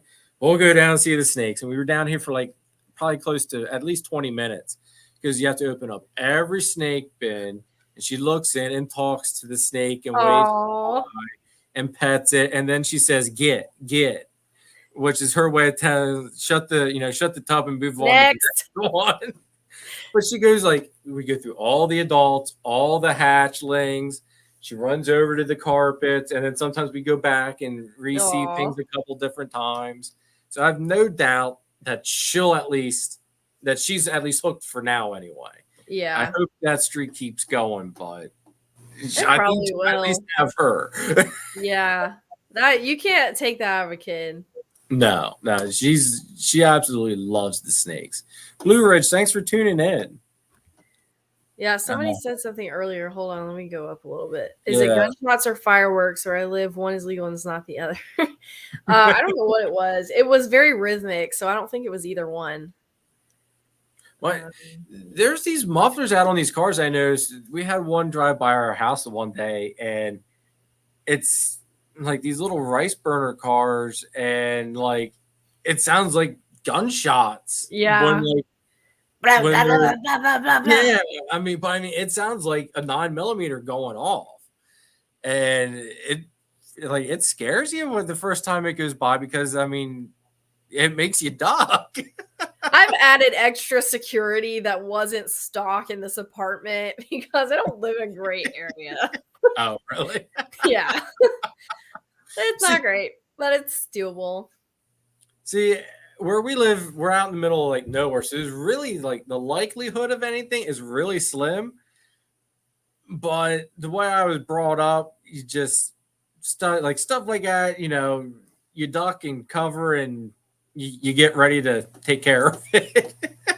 Yeah, I had an incident last year where a guy that didn't live here came through. That was what I was talking about earlier, and he was blasting off 5.56 in the parking lot, swinging it around at eye level at people. He was drunk. It was on July 4th, so you couldn't even tell the difference between his gun and the fireworks, but there's kids outside. And long story short, they had to bring dogs out to find him because he took off and ditched the gun. And this is how bad it was. They let him go after he signed paperwork saying to show up in court. And I was like, excuse me? I stayed up till 2:30 watching the real live PD outside of my porch, and you let him go? Come on. Yeah. What a sad ending. It's yeah. All that drama for nothing. What's up, Melinda? Thanks for tuning in. All right, let's see here. Florida's crazy. Yes, it is. Really, the last question on my list here is, do you have any tips for getting one into the hobby, whether it's breeding, YouTube, social media, anything? Okay, Or well, any if tips in anyone general? has something specific that they want me to talk about, throw it in the chat. For general things that I would say is know what you want to work with when you start buying snakes. Unless you just don't care, then do whatever you want. But if you think that you want to hone in on a project or start a project, whatever, only buy snakes that fit into that project. Don't just buy stuff because it's cheap, because I did that and I have a bunch of not useless, but not fitting into my project snakes. So that's probably the main thing. And then breeding your own rats, super easy. I recommend it if you have the space to have a rack. If you don't, it sucks. How much space, like how much rack space do you need to feed, say, 30 snakes roughly? Do you know? Or what's your thought? I would say for 30 snakes, I would say a 7-tier rat rack would be minimum. Okay. It depends on too if you're like how big your snakes are and all that, because if you have a bunch of baby snakes that you're raising up and not really any adults, then your needs are going to be totally different because you're going to need pups all the time, which means you're going to need more breeding females. But if you have more bigger snakes, then you have to time it right because it takes them 2 months to get that big. Oh, okay. So it takes planning. I will go back and change my answer on the other question. That is probably the most difficult part, is planning the correct sizes. See, that's the one thing that I think that would really get me really screwed up is the figure, like the timing and the planning on all of it, because I always like to think I'm good at planning, but I don't think I'd be that good at planning to do the rat stuff. I really don't. I think I'd get into a bind on that. Yeah, it's hard. I mean, and I have one snake that I think is turning into a mouser. She used to eat rats and now she doesn't. And it's my clown female too. And I'm like, are you serious? Out of all my snakes, it had to be you. One of the ones I'm trying to grow up the quickest. Yep. Oh, well. So I have to buy mice for her because I refuse to keep mice. They stink. They're annoying. I'm just not doing it. I'll buy them. I don't care. I can't do it. I had one. It's my leopard lesser spot nose. And it was eating rats, I mean, like crazy from the start. And just one day it decided, nope, never again. And it's never taken a rat since. And I have an Orange Dream clown growing up, and it's on rat pups, but it's only eating live rat pups. And I've been working on it to take pups out of the tongs to get it switched over to frozen thawed. Yeah. And I finally got it to take frozen thawed last week. No problem. I took it just like it was, a live pup. I thought, awesome. This week I went to feed it and she turned her nose up at it. I thought, it's like, you little, and the one snake that I'm getting ready that I have on Morph Market right now, which was only taking live pups, took a frozen thawed like it was nothing. I don't get them. So it's like, all right, either way I had to go to the pet store and get a live pup, because I'm not going to bother my rat guy that I get my frozen thaw stuff for one live pup. Right. So I go to the pet store, come back, the clown girl eats, no problem.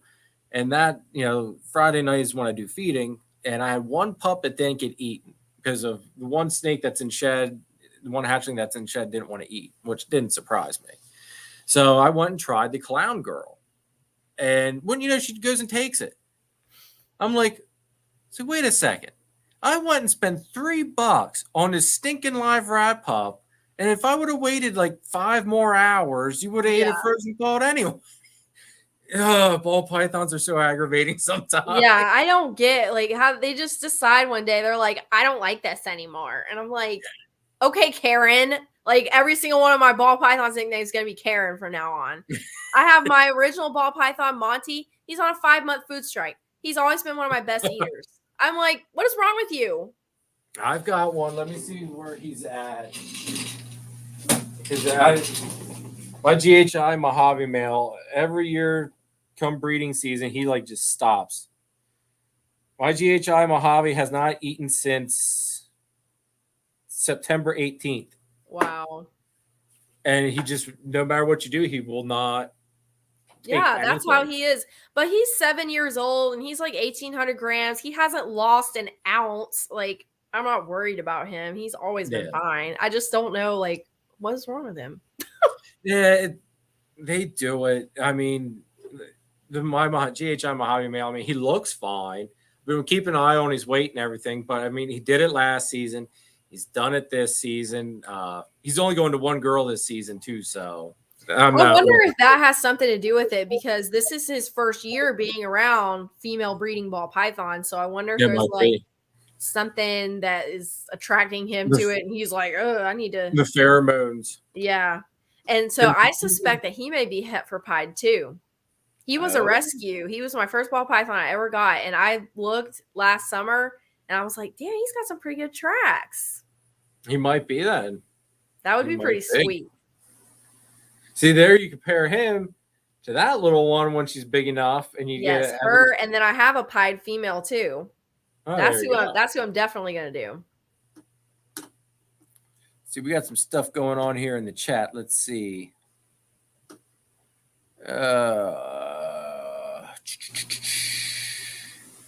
John said he fed last night, 2 didn't eat, and 1 ate 3. Wow, okay.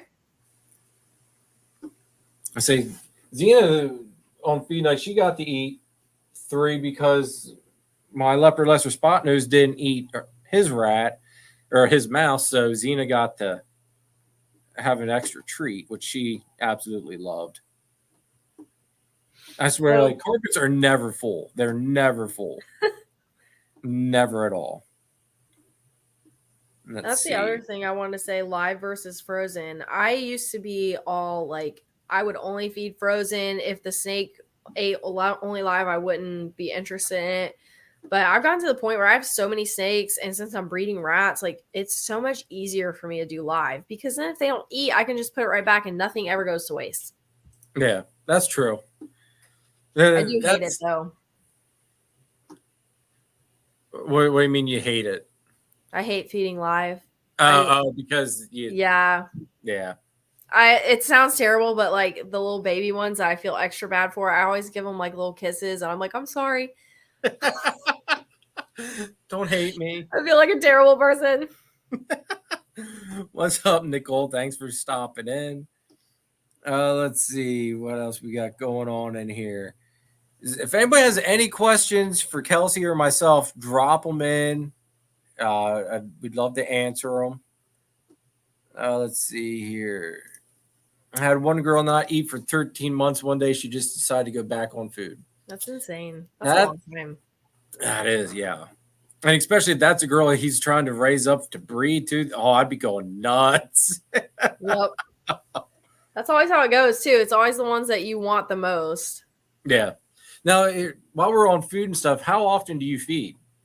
I feed my adults every 2 weeks. Okay. And then I feed my babies once a week, every 10 days, once they get to be like 500 grams or so. Okay.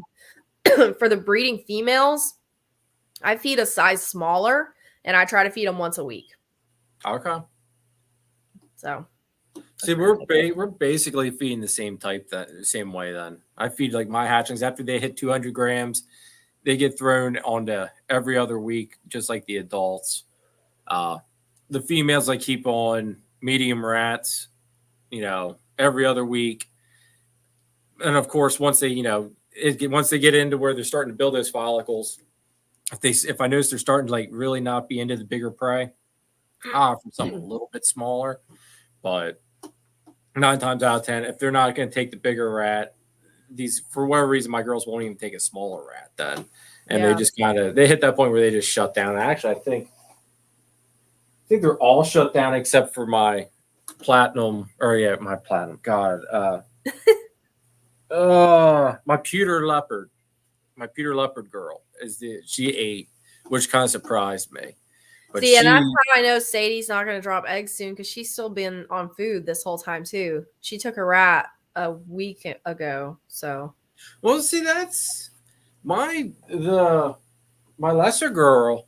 She, like I said, she's got follicles about the size of golf balls, and she took a rat last week. Hmm. So, I mean, that surprised me. Like, now this week she didn't take anything, yeah, but she did take a rat last week, which really surprised me and kind of actually scared me to an extent. But I mean, she's still cool seeking, and everything's getting like she's really hyper accelerated her growth on the yeah. Bible. So I think we're good to go on that one. We have a bunch of stuff in the chat. Let's see. Yeah. See, I can't. Chat goes so quick. I know. Maybe the free seed for 6 weeks. Steven's got a good one here that I see. If you had 10,000 to put into business off the top of your head, what would you get? Xanthic. Actually, probably a clown pied or probably a clown pied. I don't know. Is that how much they are? I feel like they're very expensive. I don't even know what a clown pod is. Now, Steven, I guess my question is, are you talking like, does it have to be snakes or can it be anything to help the business itself? Yeah, my answer changes if that's the I was going to say, because if I can do it and it doesn't have to be all snakes, I've got one answer. And if it has to be a snake, then I've got a different answer. We'll see what he throws in here. Okay, there's one up here too. My baby that refused to eat for 6 weeks after hatching just ate her second meal by herself last night. That's great. That's awesome. Melinda says clown pod is 2K to 7K. Okay. Steven says anything. Anything. So, take it away, Kelsey. Anything. You got 10K for your business. Down payment on a house. That's, I mean, you figure with the house, your business. I can have my snakes with me. It's my business space. I'll have an office. See, that's snake room, rat room in the garage, yard for my dog. I got it all planned out. See, that's 5 years. See, for me, I'd have my first thing would be an ultrasound. The ultrasound would be bought the second I found out I had 10K coming to me. Yeah. And then after that, because I think an ultrasound's probably 1 to 2,000 is my guess. So after that, I'd probably go hit John Dog up and buy a really nice Xanthic of some sort. Yeah. I'm pretty sure I could find exactly what I need with like 8,000, because some of the prices on his stuff there, and I see on Morph Market, you're touching, he's got some 25K stuff on there. He does, and you know what? All right, scrap the Xanthic thing. We'll go a little bit different here. I would go. And I would get, let me think.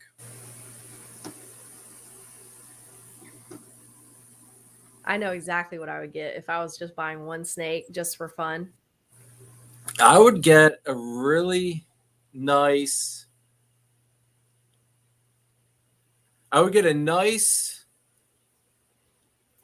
sunset female.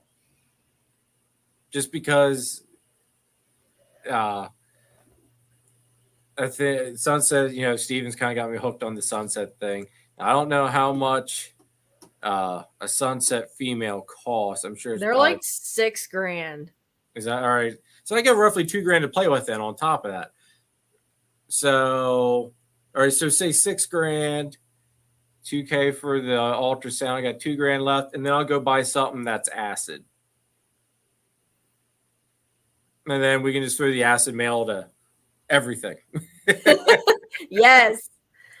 I think, okay, if I was just getting something for me, not to further my business, but kind of to further the business at the same time, because it still counts. It's a snake. $10,000, I would have a carbon snow boa. That's what. What? All right, see, now you got to forgive me. My buddy Mike's the one that's into the boa stuff. I'm still learning the boa. Yeah, okay, so I don't know. I'm not good at boas either, but I do know this one because I'm obsessed with it. Let me find it. I think there's only like a couple of people working with it. This is what it looks like. I'll see if I can. And what's that called? This is a carbon snow. So I think it's a VPI albino and then a black eye anery. Which is yeah. You're gonna hate me when I tell you this. What? I think my buddy Mike made one of them. Really? That's so Yeah, crazy. I need to, or it might not actually be that. It looks like that, but I think he said his was the world's first. Oh wow, really? I know he has like the black eye anery and the VPI. I think love there's something Aztec else in it, too. though. Aztec and oh man, those look so cool. He's got. I keep trying to get a hold of. Well, I talk to him all the time, but I keep trying to figure out a day to go over there to shoot all the stuff that he's held back from last year. Because he's got that one world's first, or what he thinks is a world's first. He's got that Sun Dragon. Cool. Actually, if you watch my insane boa video, it's towards the end is when I get to some of those hatchling or the babies, and I think it shows it off in there. But I mean, it almost looks like that. It reminds you of like cookies and cream.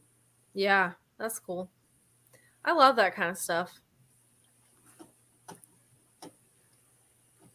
Let's see. I missed a bunch of stuff. I didn't miss that much. Let me see. 1,200 for an ultrasound. Okay. Yeah. I'm glad we talked about that because that's more than I was expecting it to cost.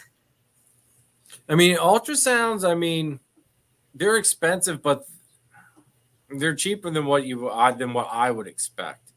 I was expecting it to be less than that, but I don't know. I don't know anything about that kind of stuff. And see, to me, I think ultrasound. I think like, oh yeah, that's like at least $5,000. So having it be 1,200 is like, hey, that's not bad. It's all about your perspective.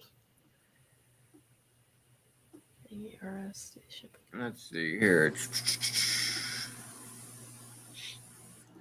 Blue Ridge says that they want a few Freedom Breeder racks. Probably end up getting ARS due to shipping costs. In all honesty, Blue Ridge, I have ARS and I love them. I know the last little shipment I got, I've got two or three spots where the tubs seem like they stick a little bit, but I mean, it is what it is. I mean, over time, it'll wear a little bit. It'll get easier. Or I could always just go and shave one of those, those spots down a touch if I really wanted to take the time to do it. But yeah. ARS has great customer service. Great customer service. I love them. And they'll end up keeping my business. I should have put my phone on silent.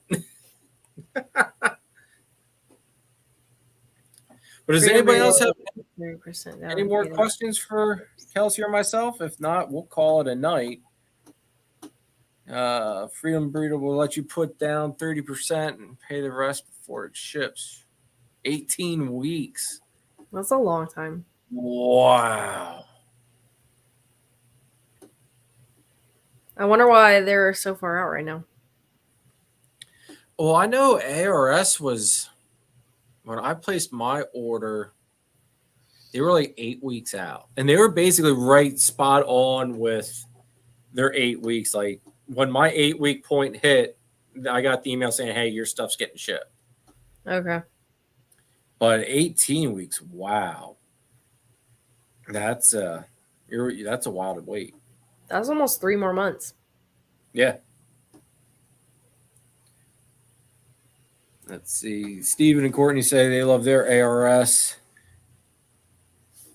We just readjusted or drilled the holes in for the rails and fixed the issue. Oh. I'll eventually have one of those nice racks. Well, see, here's the thing. Like, and I learned this from Billy as well, and it's really good. Like, way to look at it. Racks don't make you money. Like Yeah. when you think about it, if you're like spending say $2,000 on a rack system as opposed to going out and buying a $2,000 female or powerhouse male or whatever, and putting it into a cheaper PVC rack, you're going to make your money back faster off of the snake than what that rack's going to make you. Yeah. So I guess like it's on how you want to go about it. My whole reason for going with the expensive racks were I've never been one to go and spend my money twice. Like if I'm gonna get if I'm gonna go and buy it, I don't want to have to rebuy it. And to Right. me, starting out with PVC and then going and buying the ARS or the more expensive racks would have been rebuying. And I Mm-hmm. just didn't want to do that. Plus, it also helped that the company I was going with went out of business, and I was forced to find a new rack company to go with. So, Okay, here's a question for you if you know the answer or if anybody in the chat knows the answer. okay. I had someone message me asking me which thermostat I use for my racks. And Okay. I use the Reptitherm Herpostat or something like that. It's like a $35. It's not very expensive. And I have 3 racks, and they're each 4 to 6 medium-sized tubs for like less than 2,000 gram snakes. And I have all 3 of them on that same one. And the person told me that that wattage was not correct for that. And I'm like, really? I haven't had a problem, but I don't know anything about electricity. So I don't want to do something bad. Phil, answer this girl's question because Phil is the electric guy. Cool. Awesome. Phil's So actually I made had, while we yeah. wait for him to answer, I had an electric mishap when I was doing my incubator build. And I wish that I had got it on camera, but I had stopped recording at that moment. I was trying to hook up my heat tape to the little metal prongs, and I like took them off the counter, and it was plugged in, and they touched together, and it created like this whole spark in my apartment. And I was like, I'm gonna set this place on fire. I need to be more careful. That was like a typical dumb like girl moment that I saw myself in. I was just like, oh my god. See, like I run my racks. Well, I run everything off of the herp stats. So I Yeah. don't know. All right, Phil said he missed what you had said, Kelsey. So say Okay, so I use the Reptitherm thermostat for my racks, which are all 4 to 6 tubs, medium size for like less than 2,000 gram snakes. Someone asked me which thermostat I use, and so I told him, and he said that the wattage was not correct for my rack system. I told him if he was worried, he could go with the VE200 because I know that that's a really good thermostat. It costs a lot of money, which is why I don't have it. But then it got me thinking about, okay, am I doing something wrong? Like, is this not correct? Because I want to fix it if it's wrong. I just don't know anything about electricity. and see. Phil has actually hooked his rat shed up. His rat shed is all solar powered now. So Wow. Phil knows the electric stuff, I've discovered. That's cool. That's solid. Yeah, I mean, like each one of my racks, like my hatchling rack is powered with the Herpstat 2, but I run 2 probes, like one at different levels in the rack itself. Just the temperature gradient with them to deal Right. with. But yeah,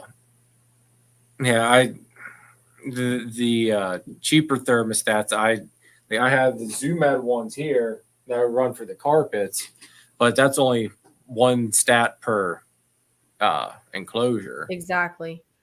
Okay, so how big are the heat tapes and how many watts? I have no clue how many watts because I know nothing about electricity. The heat tape, and one of them is 6 inches, but it's not zigzagged. It's cut each piece, and then wires are ran to each one.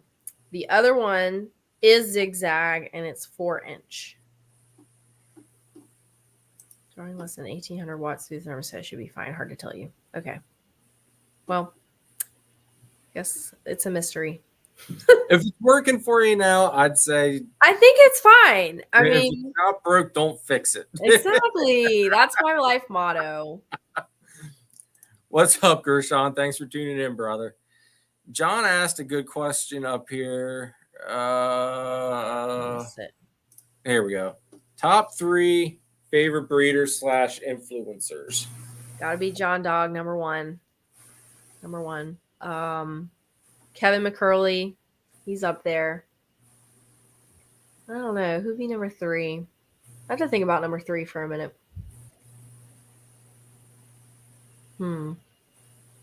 What are yours? Well, I think. I'd have to go with Billy from Mutation Creation, Justin from Canova, and Brian Cusco. Just because that man is, his energy and positivity and his view on the world is just like, it's just amazing. Like always puts me in a. Go ahead. Sorry. Wasn't No, you're good. I'm done. Okay. So I don't know. I'm kind of tied between 2 for 3rd place because I thought of Garrick from Royal Constrictor Designs, which I have a snake from him. He's awesome. I love his video style. It's just like straight and to the point. I'm all down for that. Also, Chris Hardwick is awesome. Oh, okay. And when he subscribed to my channel, I was like, wow, this is amazing. I'm getting recognition. He's awesome. So let's see here.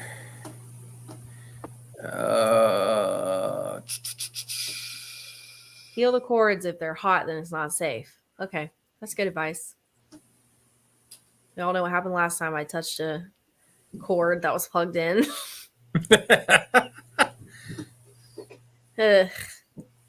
Mixing heat tape sizes can be hard for your thermostat. Okay, so I don't have all the racks on one thermostat. Every rack has its own thermostat. So hopefully okay, so you have 4 racks and 4 different stats. Yes. Okay, yeah, I would think you'd be fine. I think I'm okay. I'm good. But something happened with my other rack, and now I only have one snake in it because of what happened. The heat tape got all buckled up, and it burned a hole through the bin in the plastic. And I found out that the probe came off, so the rack overheated. So now I have to replace all the heat tape in there, which is only 2.5 inch, so it's not going to be very expensive. But the whole rack is messed up. So I'm wondering now if maybe that thermostat was not good for that rack because it is a bigger rack. No, it could be then. It might have been drawing too much power. Yeah. But the probe did come off too, so maybe it was just the probe. Ugh. It might have been one of those perfect storms of. Yeah. Well, I paid for it. I had a couple snakes die in that rack, so. That's a shame. I know. Well, is there anybody else with any other questions for Kelsey or myself? While we give everybody a second here. This was really fun. This was a good idea. Thanks for inviting me on. I'm happy you came on, Kelsey. What's up, Primal? Yeah, Kelly, I'm thankful you came on. Like I said, I wanted to make sure I got you on here because I really enjoy your channel. On the 19th, everybody, it's next Saturday. We have Sal from Gomez Pythons coming on. It's going to be a lot different time than usual. It's going to be 7 p.m. So next Saturday, 7 p.m., we'll have Sal on. We had to change the schedule up just to work with his work schedule. So he'll be on. And if you guys aren't already subbed to Kelsey, links and everything should be down in the description. Check her channel out. I really enjoy her channel. So go over to her channel, give her a sub, go over to her Instagram, give her a follow. Yeah. Did you put the link of Instagram down there too? It should have been. I think. Yeah, it's Kelsey's Constrictors if you don't see it down there. So I'm pretty sure Simple. Let me see. I'm so bad at technology. It's not even funny. I can't do it. I have one issue with my printer at work, and I'm ready to throw it out of a 10-story window. 1 second here. Heat tape has very low wattage. Okay, good. That's good news for me. My wife texts me. I guess they just got home and my daughter's fussing to see Dada. Aw, So if time to wind nobody her else, down. what's that?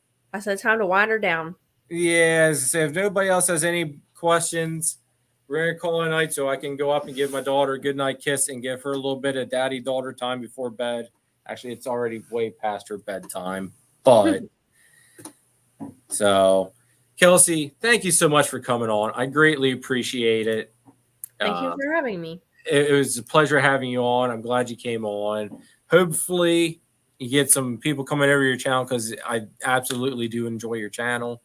So, like I said, everybody go over to her channel, give her a sub, and definitely check her stuff out because it's really well done. I really enjoy it. Thanks for coming on, everybody. Yes, thank you everybody for in the chat. Don't forget next Saturday, 7 o'clock, and we'll catch you all next time, everybody. Bye. Stay on here for a second, Kelsey, and we'll catch you all later, everybody. See y'all later.